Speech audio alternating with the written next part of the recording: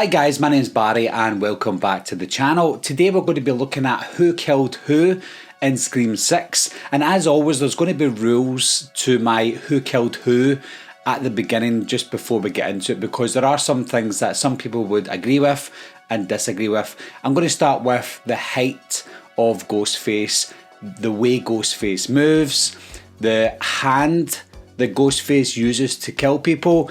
Anything like that is just, it's not a character trait, it's a Ghostface trait. It's what the stuntman or stuntwoman does underneath the costume. None of that matters. Wes Craven already confirmed this.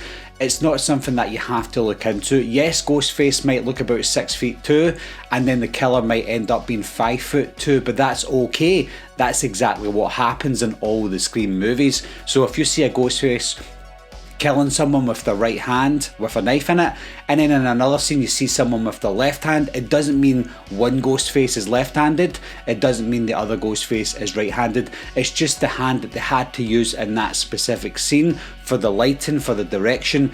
They might have their hand here and the camera's coming this way and the director's like, no, use the other hand for this scene because I can't see your mask. That could be one of the reasons for it. So don't take into consideration the height, the weight, the build, the hand that you use. None of that matters. It also includes the grunting when Ghostface is getting hit or falling downstairs. Ghostface can sound like a man while being hit, but still be uncovered as being a woman, so you have to take that into consideration as well.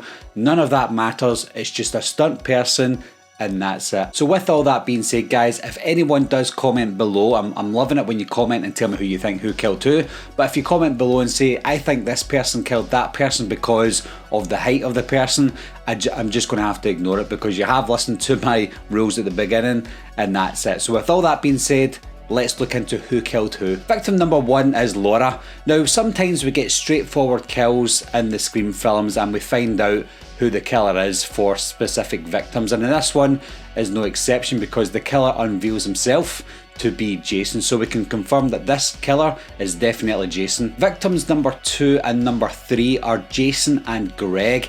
Now there's no obvious killer for those two in this one. For all we know, it's two different people that killed Jason and Greg, but I'm going to, just for the sake of this video, say that the same killer killed Greg as it did Jason as well. And the only evidence I can really go by is there was evidence of Sam at the scene in this one later on in the film, with Detective Bailey turning up there as well. So I'm going to say that the killer in this one for both Greg and Jason would have been Detective Bailey. Another thing that I would say the reasons for Detective Bailey being the killer was the dialogue that the Ghostface used in the apartment building after or just before he kills Jason. He says, "Who gives a fuck about movies?" Now this seems to be said by someone probably a little bit older than someone who would watch movies, albeit maybe Ethan and Quinn were just pretending they didn't like movies so that they can get away with it, but it just seemed like something an older person would say. Now I'm not going by the height, I'm not going by anything like that, I'm just going by the dialogue used in that specific scene. So therefore I'm going to say Detective Bailey is the killer for victim 2 and victim 3. Next up we've got victims 4, 5 and 6. These are the 3 guys at the bodega, the 2 shoppers and the shopkeeper in the same scene. Now obviously these people were killed by the same Ghostface killer. Now we can definitely rule out Detective Bailey because Detective Bailey was at a different crime scene with other detectives present, so he can be ruled out for definite for this one. So it just leaves Ethan and Quinn that could potentially be Ghostface in this scene. Now Ethan and Quinn were last at the apartment with the rest of the gang, and one of them had to have left the apartment unseen or with a good reason to leave. Now the only person that could be for me would be Ethan, because Quinn lives in the apartment. She would have no reason to leave. She was already at home, whereas Ethan had to get back to his house or his dorm, so he would have a good excuse to leave a little bit after Sam and Tara. And when Sam and Tara do leave, they're obviously still there. Minutes later, Ghostface appears, so I'm going to assume that Ethan followed them out just a few minutes later, made the phone call and then tried to attack them, and then followed them round to the bodega where he killed the 3 victims. So my killer for victims 4, 5 and 6 is Ethan. Victim number 7 is Dr. Stone. Now this is one of the kills that none of the killers in the film came without or with alibis for their whereabouts when Dr. Stone was killed. So in this one it could be anyone, but for the purpose of the video I'm going to tell you who I think it is and why. Now, when Sam and Tara were attacked at the bodega, they get back to the police station and they're talking to Detective Bailey, and Sam mentions to Detective Bailey that she had an alibi. She was at her therapist's. Now, when she said that to Detective Bailey, he obviously didn't know that she had a therapist at the time, and the way he looked at her was as if, oh, I can get more evidence from your therapist or more information from your therapist. So it leads me to believe that Detective Bailey was the one who went to the therapist to kill him. Now, albeit he could have told one of his kids, go and kill the therapist for me and get the information, but I think because he is the leader and he wants to get things done correctly, he would probably take it upon himself, because he is a detective as well, to go there and do the killing and get the information just in case anything went wrong, and he doesn't want his kids to get in the firing line too much. So I think he's the one who's decided, I'm going to go and do that. There was a little bit later on between Detective Bailey and Kirby when he throws the folder down on the table to Kirby and says that Dr. Stone was killed, and he mentioned that he turned her in for making threatening remarks talking about Sam. It's almost like he wants to set up Sam for the killing of Dr. Stone just in case anything goes wrong, or for the lead up to the very finale of the movie. So for me, there's more evidence pointing towards Bailey because he's the only one that mentions the therapist. So for this one, I'm going with the killer being Detective Bailey. Victim number 8 is Annika. Now in this one, it's a little bit more straightforward than I thought it would be.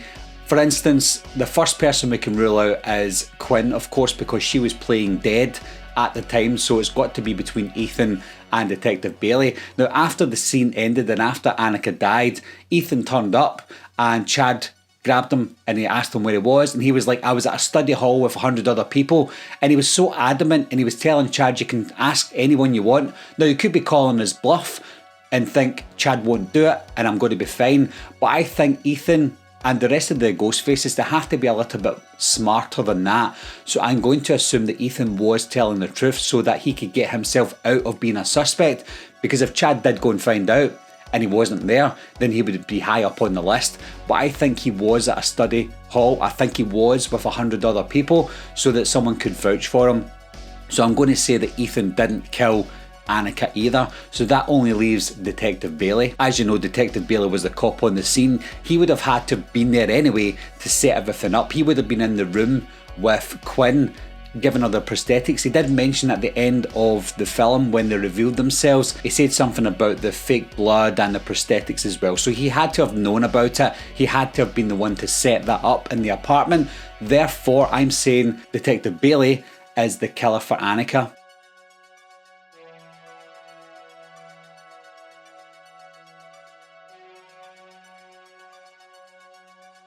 Victim number 9 is Brooks, Gail's boyfriend.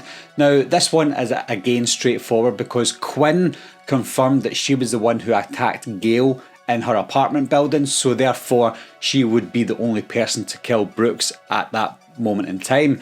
So this one is a straightforward one. It is another example of some people would say it can't be Quinn because she couldn't overpower Brooks and she couldn't be the height that she was in that scene. Well, of course she could, because like I said at the beginning, the rules of the height, the weight, the sex, anything like that doesn't matter. Don't take any of that into consideration. This is just a good example of that, because Quinn did unfortunately overpower a man double her weight and double her size, and she killed him, and that's it. So Quinn is definitely the killer for Brooks. So if I'm right, which I'm not right, there's no correct answer as to who killed who, but if I was right in the theories that I have, then Detective Bailey would have killed 4 people, Ethan would have killed 3 people, Quinn would have killed 1 person, and Jason would have killed 1 person. So that's all for my who killed who for now until Scream 7 comes out, guys. But do you agree with the people that I said killed who?